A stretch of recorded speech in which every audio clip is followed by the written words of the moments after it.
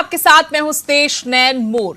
महाराष्ट्र के नांदेड़ में हिंसा मामले में पुलिस ने 18 लोगों को गिरफ्तार किया है, जबकि 400 लोगों के खिलाफ केस दर्ज किया गया है। आपको बता दें कि नांदेड़ में कोरोना महामारी के कारण प्रशासन ने जुलूस निकालने की इजाजत नहीं दी थी, जिसके बाद तलवारों से लैस सिखों ने पुलिसकर्मियों पर धावा बोल दिया। इस हमले में कई पुलिसकर्मी घायल हुए हैं। नांदेड़ हिंसा का वीडियो भी सोशल मीडिया पर वायरल हो रहा है, जिसमें दिख रहा है कि तलवारें लिए लोगों की भीड़ गुरुद्वारे से बाहर निकली और पुलिस की तरफ से लगाए बैरिकेड तोड़ दिए। इस दौरान भीड़ ने पुलिसकर्मियों पर हमला भी किया।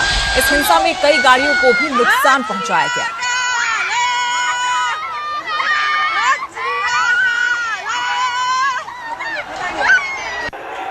तो ये वो वीडियो हिंसा का जिसमें आप देख सकते हैं किस तरीके से हाथों में तलवार लेकर भीड़ गुरुद्वारे से बाहर निकली और बाहर जो पुलिस मौजूद थी, बैरिकेडिंग लगाए हुए थे, उनको तोड़ते हुए पुलिस कर्मचारियों पर हमला कर दिया।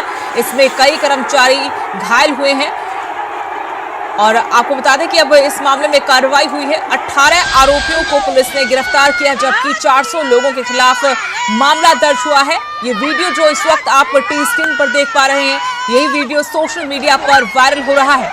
तस्वीरों में आप देख सकते हैं कि बड़ी तादाद में लोग गुरुद्वारे से बाहर निकले थे, हाथों में तलवार थी और पहले बैरिकेडिंग तोड़ी गई, फिर पुलिस कर्मचारियों पर हमला किया गया। इस हमले में कई पुलिसकर्मियों को चोटें आई हैं, कई पुलिसकर्मी घायल हुए हैं। नांदेड़ हिंसा का वीडियो आपको दिखा रहे हैं, जिसमें साफ देखा जा सकता है कि बड़ी तादाद में संगत गुरुद्वारे के अंदर थी।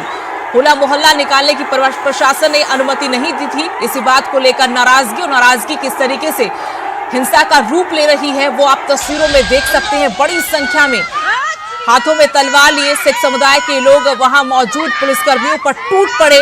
इस हमले में कई पुलिसकर्मी घायल हुए हैं। हालांकि अब पुलिस ने मामला दर्ज करने के बाद 18 लोगों की गिरफ्तारी भी बताई है। 400 लोगों के खिलाफ केस दर्ज हुआ है और 18 को पुलिस ने अब तक गिरफ्तार किया है। इस दौरान भीड़ ने कैसे पुलिसकर्मियों पर हमला बोला, इस वीडियो में आप देख सकते हैं। महाराष्ट्र के नांदेड़ हिंसा मामले में पुलिस ने कार्रवाई भी की है। 18 लोगों को अब तक पुलिस गिरफ्तार कर चुकी है।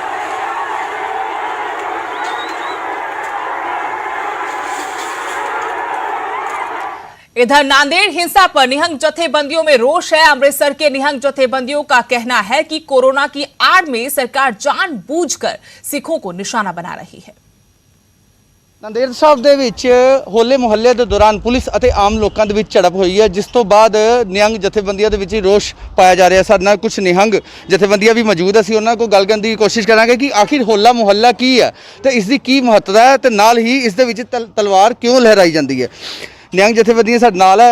ਸਭ ਤੋਂ ਪਹਿਲਾਂ ਮੈਂ ਇਹੀ ਕਹਿਣਾ ਚਾਹੁੰਦੇ ਆ ਕਿ ਜਿਹੜਾ ਸਰਕਾਰਾਂ ਨੇ ਇਹ ਕਰੋਨੇ ਦੀ ਆੜ ਨੂੰ ਲੈ ਕੇ ਤੇ ਜਿਹੜੇ ਸਾਡੇ ਖਾਲਸਾਈ ਦਿਨ ਦਿਹਾੜ ਨੇ ਇਹਨਾਂ ਨੂੰ ਦਬਾਉਣ ਦੀ ਕੋਸ਼ਿਸ਼ ਕਰਦੇ ਨੇ, ਕਦੇ ਸਾਡੇ ਇਤਿਹਾਸ ਨੂੰ ਦਬਾਉਣ ਦੀ ਕੋਸ਼ਿਸ਼ ਕਰਦੇ ਨੇ। ਜਦੋਂ ਵੀ ਕਿਸੇ ਕੌਮ ਨੂੰ ਅਸੀਂ ਕਮਜ਼ੋਰ ਕਰਨਾ ਹੋਵੇ ਉਹਦੇ ਇਤਿਹਾਸ ਨੂੰ ਦਬਾ ਦਿਓ, ਉਹਦੇ ਇਤਿਹਾਸ ਨੂੰ ਬਦਲ ਦਿਓ।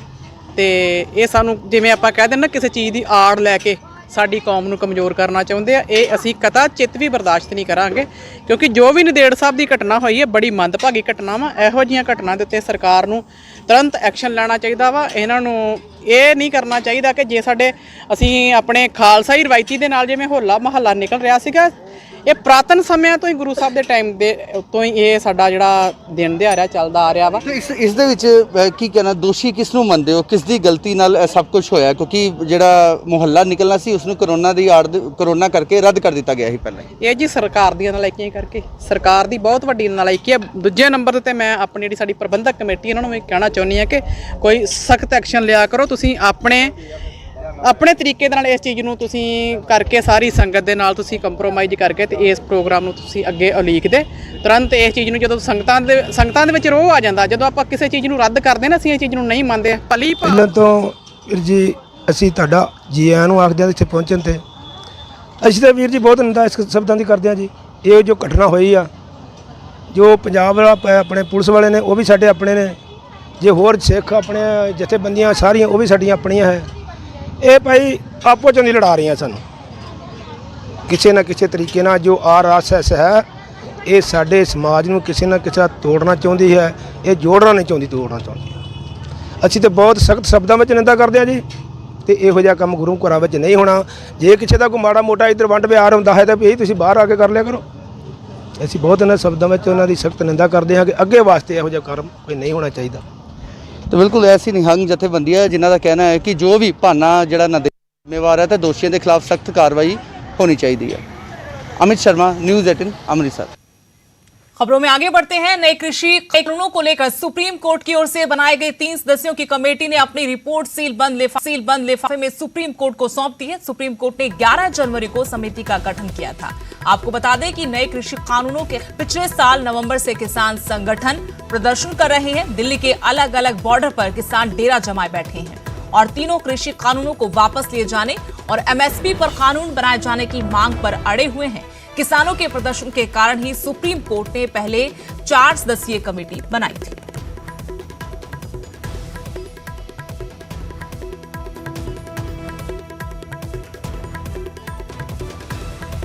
वहीं 3 कृषि कानूनों के खिलाफ किसान आंदोलन को लेकर अभी किसान लामबंद है। एक तरफ जहां दिल्ली के बॉर्डर पर आंदोलन चल रहा है तो दूसरी तरफ संगरूर में किसानों का महासम्मेलन चल रहा है, जहां बड़ी तादाद में महिलाएं भी मौजूद हैं। कई नामी कलाकार भी सम्मेलन में पहुंचे हैं। किसानों ने केंद्र के तीनों कृषि कानूनों को रद्द करने की मांग की है। आपको बता दें कि पिछले 4 महीनों से दिल्ली के बॉर्डर पर किसानों का आंदोलन चल रहा है। सरकार से कई दौर की बातचीत भी बेनतीजा रही। ਖੇਤੀ ਕਾਨੂੰਨਾਂ ਦੇ ਵਿਰੋਧ ਦੇ ਵਿੱਚ ਅੱਜ ਸੰਗਰੂਰ ਦੇ ਪਿੰਡ ਚੱਠਾ ਨਨੇੜਾ ਦੇ ਵਿੱਚ ਮਹਾ ਸੰਮੇਲਨ ਕੀਤਾ ਜਾ ਰਿਹਾ ਹੈ, ਜਿਸ ਦਾ ਨਾਮ ਦਿੱਤਾ ਗਿਆ ਹੈਗਾ ਮਿੱਟੀ ਦੇ ਪੁੱਤਾਂ ਦਾ ਮਹਾ ਸੰਮੇਲਨ। ਤੇ ਕਲਾਕਾਰ ਵੀ ਪਹੁੰਚੇ ਨੇ ਇੱਥੇ ਵੱਡੀ ਗਿਣਤੀ ਦੇ ਵਿੱਚ। ਤੁਸੀਂ ਵੇਖ ਸਕਦੇ ਹੋ ਕਿ ਔਰਤਾਂ ਵੀ ਪੁੱਜੇ ਨੇ। ਭਾਰੀ ਇਕੱਠ ਜਿਹੜਾ ਹੋਇਆ ਇੱਥੇ, ਤੇ ਜਿਹੜੇ ਖੇਤੀ ਕਾਨੂੰਨ ਨੇ ਉਹਨਾਂ ਨੂੰ ਰੱਦ ਕਰਵਾਉਣ ਵਾਸਤੇ ਲਗਾਤਾਰ ਇਸ ਤਰ੍ਹਾਂ ਦੇ ਸੰਮੇਲਨ ਹੋ ਰਹੇ ਨੇ। ਇਹਨਾਂ ਤੋਂ ਹੀ ਇਹ ਜਾਣਦੇ ਹੈਗੇ। ਇਹ ਚੱਠਾ ਸਾਹਿਬ, ਇਹ ਕੀ ਕਹਿਣਾ ਚਾਹੋਗੇ ਜਿਹੜਾ ਅੱਜ ਸੰਮੇਲਨ ਕੀਤਾ ਜਾ ਰਿਹਾ ਹੈਗਾ? ਕੀ ਮਕਸਦ ਹੈਗਾ ਜਿਹੜੇ ਖੇਤੀ ਕਾਨੂੰਨ ਜਿਹੜੇ ਹੁਣ ਤੱਕ ਰੱਦ ਨਹੀਂ ਹੋਏ? ਅਸੀਂ ਖੇਤੀ ਕਾਨੂੰਨ ਰੱਦ ਕਰਵਾਉਣ ਲਈ, ਕਿਸਾਨਾਂ ਤੇ ਨੌਜਵਾਨਾਂ ਨੂੰ ਲਾਭਬੰਦ ਕਰਨ ਦੇ ਲਈ ਜਿਹੜਾ ਅੱਜ ਕਿਸਾਨ ਦੀ ਸੰਯੁਕਤ ਕਿਸਾਨ ਮੋਰਚੇ ਨੂੰ ਚੜ੍ਹਦੀ ਕਲਾ ਦੇ ਵਿੱਚ ਰੱਖਣ ਦੇ ਲਈ ਅੱਜ ਅਸੀਂ ਪਿੰਡ ਚੱਠਾ ਨੇੜਾ ਦੀ ਧਰਤੀ ਤੇ ਮਿੱਟੀ ਦੇ ਪੁੱਤਾਂ ਦਾ ਮਹਾ ਸੰਮੇਲਨ ਰੱਖਿਆ। ਉਹਦੇ ਵਿੱਚ ਦੇਖੋ ਤੁਸੀਂ ਸਾਡੇ ਅਨੁਮਾਨ ਦੇ ਨਾਲੋਂ ਦੁੱਗਣੇ ਨੌਜਵਾਨ ਮਤਾਵਾਂ ਪੈਣਾ ਇੱਥੇ ਆਈਆਂ ਨੇ। ਤੇ ਇਸ ਨਾਲ ਵੀ ਇਹ ਪੁੱਜੇ ਨੇ। ਪੰਮੀ ਬਾਈ ਸਾਡੇ ਨਾਲ ਮੌਜੂਦ ਨੇ, ਉਹਨਾਂ ਤੋਂ ਹੀ ਜਾਂਦੇ। ਬਾਈ ਜੀ, ਇਹ ਕੀ ਕਹਿਣਾ ਚਾਹੋਗੇ? ਅੰਦੋਲਨ ਜਿਹੜਾ ਤਿੱਖਾ ਹੁੰਦਾ ਜਾ ਰਿਹਾ, ਲੰਬਾ ਹੁੰਦਾ ਜਾ ਰਿਹਾ, ਕਿਸਾਨਾਂ ਦੀਆਂ ਮੌਤਾਂ ਵੀ ਹੋ ਰਹੀਆਂ ਨੇ। ਇਹ ਅੱਜ ਤੁਸੀਂ ਇੱਥੇ ਆਏ, ਕੀ ਕਹਿਣਾ ਚਾਹ ਰਹੇ ਹੋ? ਦੇਖੋ ਗੱਲ ਇਹ ਹੈ, ਇਹ ਤਾਂ ਅਸੀਂ ਲੋਕਾਂ ਦੇ ਵਿੱਚ ਚੇਤਨਾ ਪੈਦਾ ਕਰਨ ਲਈ ਜਿਹੜਾ ਹੈਗਾ ਵੱਖ-ਵੱਖ ਪੰਜਾਬ ਦੀਆਂ ਵੱਖ-ਵੱਖ ਥਾਵਾਂ ਦੇ ਉੱਤੇ ਇਸ ਤਰ੍ਹਾਂ ਦੇ ਸੰਮੇਲਨ ਕਰ ਰਹੇ ਨੇ। ਸੋ ਕਹਾਣੀ ਇਹ ਹੈ ਕਿ ਅੰਦੋਲਨ ਹਾਲੇ ਤੇ 2 ਮਈ ਤੱਕ ਲੰਬਾ ਹੋਣਾ ਹੀ ਹੋਣਾ ਹੈ। ਜਿੰਨੀ ਦੇਰ ਤੱਕ ਉਹਨਾਂ 5 ਰਾਜਾਂ ਦੀਆਂ ਚੋਣਾਂ ਦਾ ਨਤੀਜਾ ਨਹੀਂ ਆਉਂਦਾ, ਤੇ ਮੈਨੂੰ ਨਹੀਂ ਲੱਗਦਾ ਕਿ ਭਾਰਤ ਸਰਕਾਰ ਦਾ ਕੋਈ ਵੀ ਮੰਤਰੀ ਵਿਹਲਾ ਹੈਗਾ। ਸਾਰੇ ਚੋਣਾਂ 'ਚ ਰੁੱਝੇ ਹੋਏ ਨੇ। ਸੋ ਅਸੀਂ ਆਪਣੇ ਹੱਕਾਂ ਦੇ ਲਈ ਸਾਡਾ ਜਿਹੜਾ ਸੰਘਰਸ਼ ਹੈਗਾ ਉਹ ਇਸੇ ਤੇ ਹੈ ਕਿ ਵੀ ਤਿੰਨੇ ਕਾਨੂੰਨਾਂ ਨੂੰ ਰਿਪੀਲ ਕਰੋ, ਐਮਐਸਪੀ ਦਾ ਕਾਨੂੰਨ ਬਣਾਓ। ਸੋ ਉਹਦੀ ਲੜਾਈ ਲੜ ਰਹੇ ਆ। ਤੇ ਬਾਕੀ ਦੇਖੋ, ਲੜਾਈ ਦਾ ਹਮੇਸ਼ਾ ਸੰਘਰਸ਼ ਜਿਹੜਾ ਹੁੰਦਾ ਲੰਮਾ ਹੀ ਹੁੰਦਾ ਹੈ। ਤੇ ਇਹਨਾਂ ਦਾ ਮੰਨਣਾ ਹੈਗਾ ਕਿ ਇਹ ਜਦੋਂ ਤੱਕ ਜਿਹੜੇ ਖੇਤੀ ਕਾਨੂੰਨ ਜਿਹੜੇ ਪੂਰੀ ਤਰ੍ਹਾਂ ਰੱਦ ਨਹੀਂ ਹੁੰਦੇ ਤਾਂ ਇਸ ਤਰ੍ਹਾਂ ਦੇ ਸੰਮੇਲਨ ਜਿਹੜੇ ਚੱਲਦੇ ਰਹਿਣਗੇ ਤੇ ਅੱਗੇ ਵੀ ਜਿਹੜਾ ਸੰਘਰਸ਼ ਹੈ ਉਹ ਤਿੱਖਾ ਹੋਵੇਗਾ। कैमरामैन हरजिंदर तिमान दिना, राकेश कुमार, न्यूज़ 18 और बड़ी खबर, हरियाणा में बीजेपी का विरोध प्रदर्शन। पंजाब में विधायक पर हमले का विरोध किया गया। अरुण नारंग के साथ मारपीट का विरोध किया है। कैप्टन अमरिंदर सिंह का पुतला भी फूंका गया। कांग्रेस नेताओं के खिलाफ नारेबाजी की गई। बीजेपी ने हरियाणा में आज जगह जगह विरोध प्रदर्शन किए। मलोट में बीजेपी विधायक अरुण नारंग के साथ जो बदसलूकी हुई, मारपीट हुई, उसी के विरोध में ये रोष प्रदर्शन हरियाणा बीजेपी ने निकाला। अलग अलग जगहों पर शहरों में ये रोष प्रदर्शन निकाला गया और कैप्टन सरकार का पुतला भी फूंका। कांग्रेस नेताओं के खिलाफ नारेबाजी की गई। भारतीय जनता पार्टी पंचकुला जिला के कार्यकर्ता यहाँ विरोध प्रदर्शन कर रहे हैं और आप देख सकते हैं कि पंजाब में जो अबोहर के विधायक थे अरुण नारंग, उनके साथ जिस तरह से किसानों की ओर से बर्ताव किया गया, उनके कपड़े फाड़ दिए गए, उनको बिल्कुल नग्न कर दिया गया, तो उसके खिलाफ पूरे हरियाणा भर में आज प्रदर्शन किया जा रहा है। भारतीय जनता पार्टी अपना रोज स्वरूप प्रदर्शन कर रही है और हर जिला हेडक्वार्टर पर यह प्रदर्शन किया जा रहा है। आप देख सकते हैं कि पंचकुला के अंदर भी कार्यकर्ता इकट्ठा हुए और 17-18 के चौक के ऊपर ये विरोध प्रदर्शन किया जा रहा है। जहां जिला अध्यक्ष की अगुवाई में ये प्रदर्शन हो रहा है, वहां मेयर और अन्य जो मौजूद हैं, कार्यकर्ता मौजूद हैं, वो विरोध प्रदर्शन कर रहे हैं। तो कहीं ना कहीं एक किसान जो लगातार प्रदर्शन कर रहे थे और बीजेपी कहीं ना कहीं बैकफुट पर नजर आ रही थी, अब वही बीजेपी अब प्रदर्शन कर रही है किसानों के खिलाफ, क्योंकि जिस तरह से उन्होंने हरकत जो की है और हरकत करने के बाद अब लगातार ये विरोध प्रदर्शन उनकी ओर से किया जा रहा है। हम और जो नेता हैं उनसे भी बातचीत करने की कोशिश करेंगे और उनसे जानेंगे कि क्या वो कहना चाहते हैं, उनसे बात करेंगे, क्योंकि हमारे साथ बीजेपी के जिला अध्यक्ष हैं, उनसे बात करते हैं। अजय जी, क्या कहेंगे? पंजाब में कांग्रेस की सरकार ने जो भाजपा के विधायक के साथ अभद्र व्यवहार किया है और इतनी मारपीट की है, उसकी हम कड़ी निंदा करते हैं और ये शर्मनाक काम है। मैं चाहूँगा कि जो दोषी हैं उनके खिलाफ सख्त से सख्त कार्रवाई होनी चाहिए और उनको सलाखों के पीछे होना चाहिए लगातार, क्योंकि जिस तरह से बीजेपी अभी तक बैकफुट पे थी, किसान और विरोधी पार्टियां प्रदर्शन कर रही थी, कहीं ना कहीं लगता है कि अब बीजेपी खुल करके अब सामने आएगी और किसानों के समर्थन में ये जो ये काम किया, ये कांग्रेस का, ये अपनी छोटी सी राजनीति के फायदे के लिए कांग्रेस पार्टी का चेहरा ये खुल के सामने आया। ये किसानों को गुमराह कर रहे हैं। बीजेपी विधायक अरुण नारंग से मारपीट के विरोध में पंजाब से लेकर हरियाणा तक बीजेपी का हल्ला बोल जारी है। हम आपको 5 तस्वीरें दिखा रहे हैं। पंचकुला, फतेहाबाद, कैथल और झज्जर में प्रदर्शन की तस्वीरें आपके सामने। 5वीं तस्वीर मलोट की है, जब बीजेपी विधायक के साथ प्रदर्शनकारियों ने मारपीट की थी, यहां तक कि उन्हें अर्धनग्न कर दिया। विधायक पर हमले से बीजेपी नेताओं और कार्यकर्ताओं में रोष है। हरियाणा बीजेपी प्रदेश भर में रोष दिवस मना रही है। जगह जगह विरोध प्रदर्शन हो रहे हैं और पार्टी कार्यकर्ता कैप्टन सरकार का पुतला फूंक रहे हैं।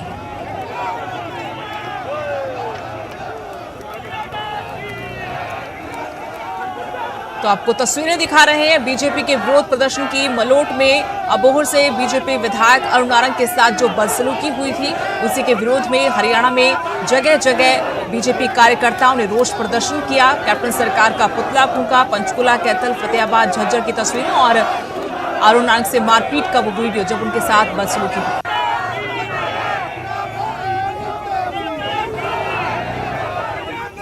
और अब बड़ी खबर, पंजाब में 10 अप्रैल तक सख्ती बढ़ाई गई है। कोरोना को देखते हुए अब नाइट कर्फ्यू आगे भी जारी रहेगा। पंजाब के 11 जिलों में नाइट कर्फ्यू है। पंजाब में कोरोना का नया स्ट्रेन कहर बनकर टूट पड़ा है और इसी के मद्देनजर अब बड़ा फैसला किया गया है कि पंजाब में 10 अप्रैल तक सख्ती कायम रहेगी। कोरोना के बढ़ते मामलों को देखते हुए नाइट कर्फ्यू जारी रहेगा।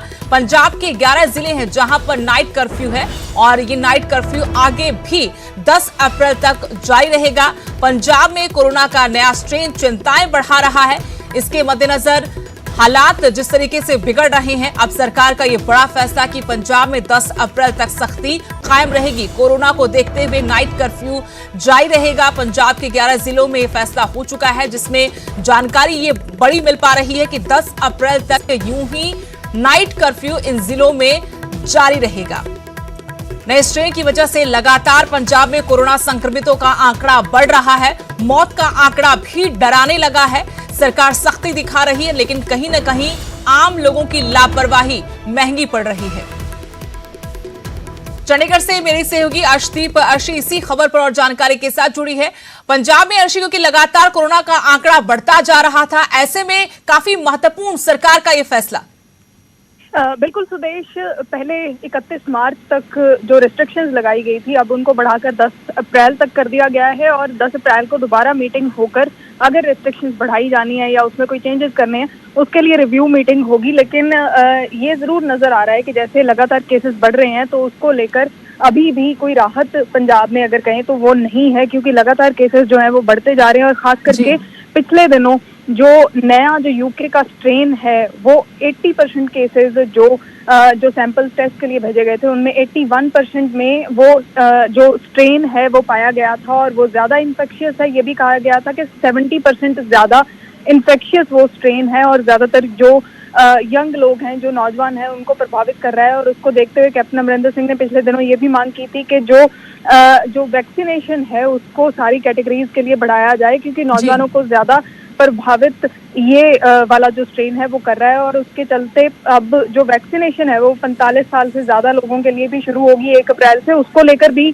कैप्टन अमरिंदर सिंह ने ये ऐलान किया है कि जो भी तैयारियां होनी है, जो भी वैक्सीनेशन के लिए जो भी और फैसिलिटीज चाहिए, उसकी जो है रिपोर्ट कल देनी होगी। 31 मार्च को उसकी रिपोर्ट देनी होगी। सारी तैयारियां उन्होंने कहा है कि हो जानी चाहिए। इसके साथ साथ जो भी प्रायोरिटी कैटेगरीज हैं जहां पर लोगों को ज़रूरत है वैक्सीनेशन की, तो उसके लिए वैक्सीनेशन साइट्स बढ़ाने के लिए भी उनके द्वारा हेल्थ डिपार्टमेंट को बोला गया है कि वैक्सीनेशन सेंटर बढ़ाए जाएं ताकि लोगों को बचाया जा सके। इसके अलावा कई और जो हैं वैक्सीनेशन ड्राइव्स भी शुरू की जाएंगी। इसके बारे में भी जो स्टेटमेंट है वो मुख्यमंत्री दफ्तर से जारी हुआ है। लेकिन अभी के लिए अगर हम कहें तो 10 अप्रैल तक जो रिस्ट्रिक्शंस लगाई गई थी, जैसे मास्क को लेकर या दूसरी जो चीज़ें हैं कोविड गाइडलाइंस फॉलो करने के लिए, उसमें सख्ती की गई थी। और इसके साथ साथ जहां पर नाइट कर्फ्यू लगाया गया है, तो वो सारी रेस्ट्रिक्शन जो हैं वो अब 10 अप्रैल तक बढ़ा दी गई हैं और 10 अप्रैल को दोबारा रिव्यू मीटिंग की जाएगी अगर उसमें कोई चेंजेस करने की जरूरत है या उसको आगे बढ़ाया जाना है।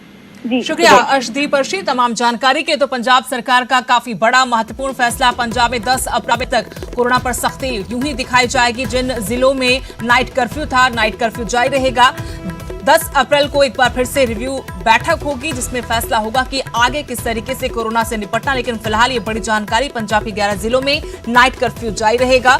कोविड प्रोटोकॉल को भी सख्ती से लागू किया जाएगा। मई में कोरोना का भयावह रूप देखने को मिल सकता है। ऐसे में सरकार पहले से एहतियातन ये बड़े कदम उठा रही है।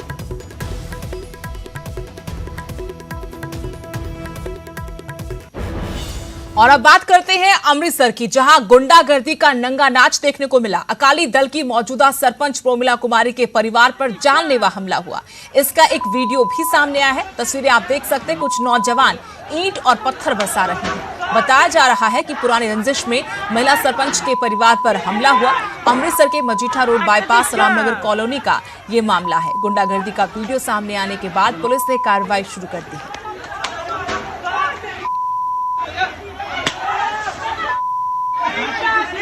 अमृतसर में एक दर्दनाक सड़क हादसे में पंजाबी गायक दिलजान की मौत हो गई। ये हादसा मंगलवार सुबह करीब 4 बजे हुआ।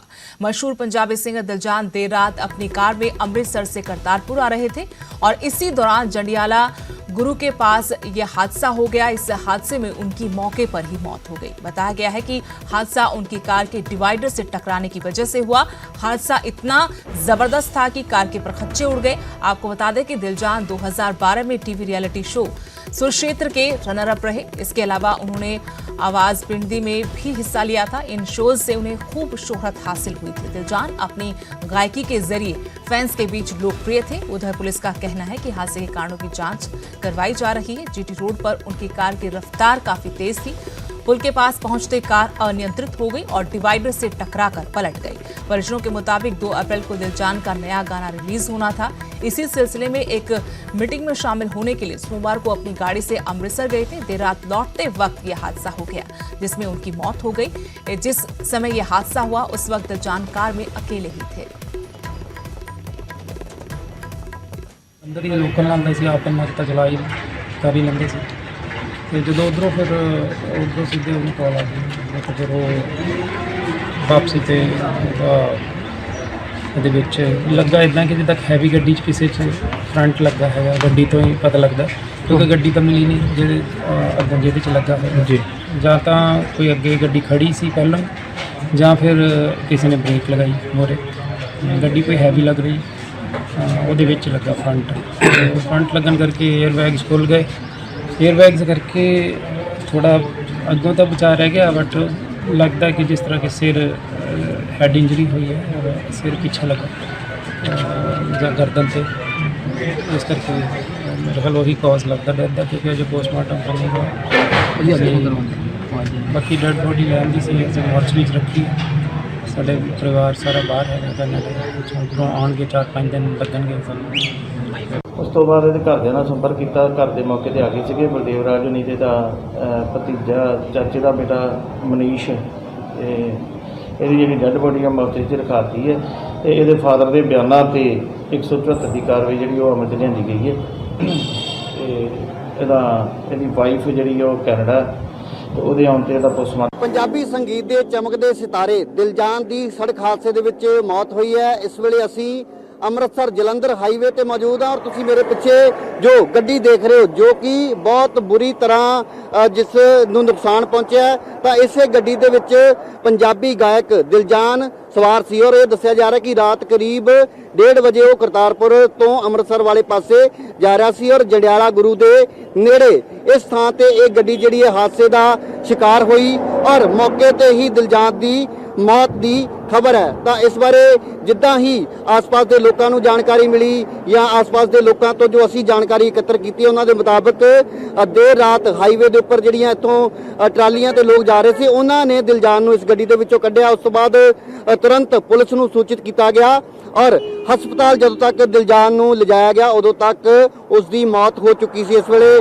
ਦਿਲਜਾਨ ਦੀ ਡੈੱਡ ਬੋਡੀ ਜੋ ਹੈ ਅੰਮ੍ਰਿਤਸਰ ਦੇ ਸਿਵਲ ਹਸਪੀਟਲ ਦੇ ਵਿੱਚ ਰੱਖੀ ਗਈ ਹੈ ਔਰ ਇਹ ਵੀ ਜਾਣਕਾਰੀ ਮਿਲੀ ਹੈ ਕਿ ਦਿਲਜਾਨ ਕਿਸੇ ਗੀਤ ਦੇ ਸਿਲਸਿਲੇ ਦੇ ਵਿੱਚ ਅੰਮ੍ਰਿਤਸਰ ਜਾ ਰਿਹਾ ਸੀ। ਇਹ ਵੀ ਜਾਣਕਾਰੀ ਮਿਲ ਰਹੀ ਹੈ ਕਿ ਉਹਨਾਂ ਦਾ ਆਉਣ ਵਾਲੇ ਕੁਝ ਦਿਨਾਂ ਦੇ ਵਿੱਚ ਨਵਾਂ ਜੋ ਗੀਤ ਹੈ ਉਹ ਰਿਲੀਜ਼ ਹੋਣਾ ਸੀ, ਜਿਸ ਦੇ ਸਬੰਧ ਦੇ ਵਿੱਚ ਉਹ ਅੰਮ੍ਰਿਤਸਰ ਜਾ ਰਿਹਾ ਸੀ। ਪਰ ਦੇਰ ਰਾਤ ਇਹ ਗੱਡੀ ਹਾਦਸੇ ਦਾ ਸ਼ਿਕਾਰ ਹੁੰਦੀ ਹੈ ਔਰ ਦਿਲਜਾਨ, ਜਿਸ ਨੇ ਬਹੁਤ ਘੱਟ ਸਮੇਂ ਦੇ ਵਿੱਚ ਇੱਕ ਲੰਬਾ ਸਫ਼ਰ ਤੈਅ ਕੀਤਾ ਬੁਲੰਦੀਆਂ ਦਾ, ਪਰ ਇਹ ਸ਼ਾਇਦ ਕਿਸੇ ਨੂੰ ਅੰਦਾਜ਼ਾ ਨਹੀਂ ਸੀ ਕਿ ਉਹਨਾਂ ਦੀ ਜਿਹੜੀ ਜ਼ਿੰਦਗੀ ਦਾ ਸਫ਼ਰ ਹੈ ਉਹ ਬਹੁਤ ਘੱਟ ਹੋਏਗਾ ਔਰ ਦਿਲਜਾਨ ਇਸ ਤਰੀਕੇ ਦੇ ਨਾਲ ਆਪਣੇ ਸਰੋਤਿਆਂ ਨੂੰ, ਆਪਣੇ ਚਾਹਣ ਵਾਲਿਆਂ ਨੂੰ ਹਮੇਸ਼ਾ ਦੇ ਲਈ ਅਲਵਿਦਾ ਆਖ ਜਾਏਗਾ। ਤਾਂ ਗੱਡੀ ਦੀ ਹਾਲਤ ਤੁਸੀਂ ਦੇਖ ਸਕਦੇ ਹੋ ਕਿ ਬਹੁਤ ਬੁਰੀ ਤਰ੍ਹਾਂ ਇਹ ਗੱਡੀ ਡੈਮੇਜ ਹੋਈ ਹੈ। ਹਾਲਾਂਕਿ ਜਿਸ ਤਰੀਕੇ ਦੇ ਹਾਲਾਤ ਨੇ ਗੱਡੀ ਦੇ, ਉਸ ਤੋਂ ਇਹ ਲੱਗ ਰਿਹਾ ਕਿ ਸ਼ਾਇਦ ਇਹ ਗੱਡੀ ਕਿਸੇ ਹੋਰ ਟਰੱਕ ਜਾਂ ਟਿੱਪਰ ਜਾਂ ਕਿਸੇ ਵਾਹਨ ਦੇ ਨਾਲ ਟਕਰਾਈ ਹੋਵੇ, ਪਰ ਜੋ ਜਾਣਕਾਰੀ ਪੁਲਿਸ ਅਧਿਕਾਰੀਆਂ ਵੱਲੋਂ ਸਾਂਝੀ ਕੀਤੀ ਗਈ ਹੈ ਉਸ ਮੁਤਾਬਕ ਇਹ ਦੱਸਿਆ ਜਾ ਰਿਹਾ ਕਿ ਗੱਡੀ ਜੋ ਹੈ ਉਹ ਪੁਲ ਚੜ੍ਹਦਿਆਂ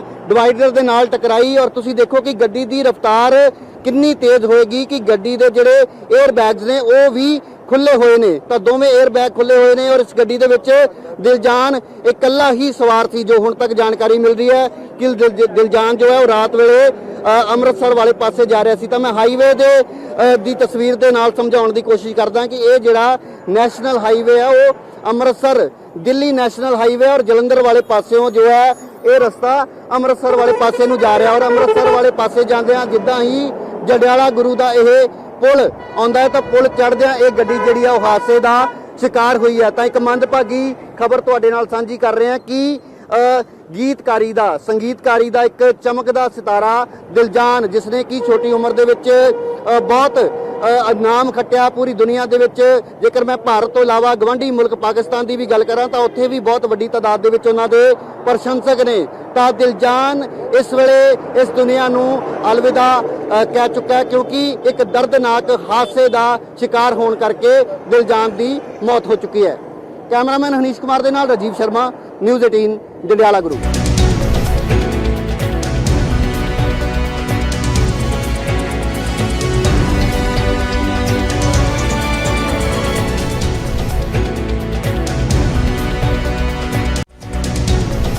इस न्यूज के सह प्रायोजक न्यूज 18 पंजाब, हरियाणा, हिमाचल, भरोसा है, विश्वास है, नंबर 1 भी है।